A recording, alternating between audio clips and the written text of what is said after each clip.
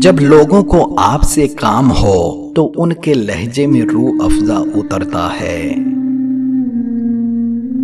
जब किसी से दिल भर जाए तो मिन्नतें, तरले, सिसकियां सब बेकार हो जाती हैं।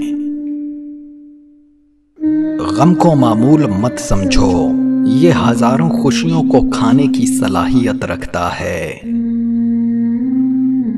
सबसे बड़ा बेवकूफ वो है जो दूसरों की खामोशी को उसकी बेखबरी समझ ले। दो वक्त ऐसे हैं जिनमें इंसान के औसाफ और तरबियत की असल आजमाइश होती है। अच्छे वक्त में शुक्र की और बुरे वक्त में सब्र की। वो इबादत वालों ही का रब नहीं, नदामत वालों का भी रब है। मर्द का जब औरत से दिल भर जाता है तो वो 3 काम करना शुरू कर देता है। नंबर 1, उसका लहजा बदल जाता है।